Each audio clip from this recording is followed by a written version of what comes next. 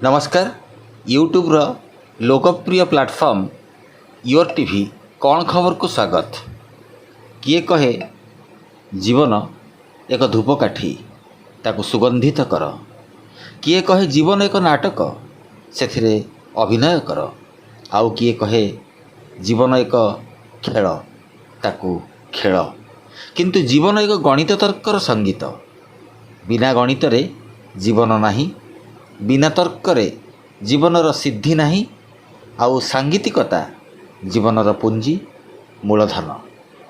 ये कवितार धाड़ी ना प्रबंधर जुक्ति, एमिति ही लेखन्ति सांबादिक प्राबंधिक पुण्य विनय दास। यह ही तांकर सद्य लोकार्पित होइथिबा प्रबंध पुस्तक तर्कर संगीत संकलनर गोटिए प्रबंधर अनुच्छेद। तर्कर संगीत केवल गोटे पुस्तक नुहे, यह पुण्य विनयंकर जीवनर संचित पुण्य और विनम्रतार एक गद्यांश।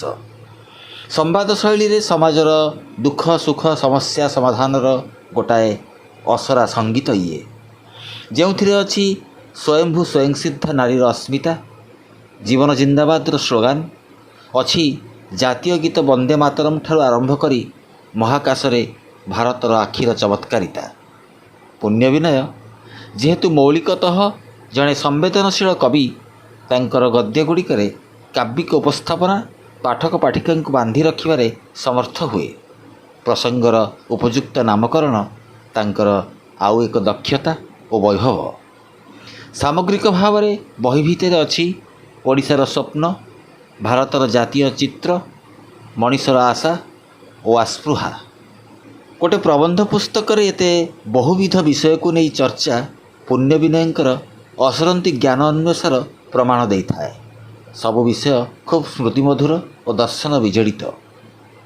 तांकर एही खोलामेला बेबरुआ जीवन चलणी भितरे केमिति से खंजी परिचंती एते तर्कसिद्ध जुक्ति।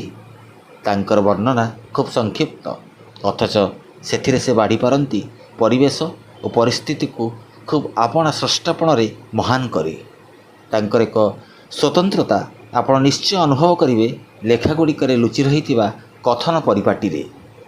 एही छोट छोट लेखागुड़िक तांकर जो कमनीय कारीगरी, कल्पना शक्ति और बोधशक्तिर सम्मिश्रण ताहा आपण को बेस चमत्कृत करिवो। प्रकाशक विजयिनी पब्लिकेशन, कटक। कौन खबर।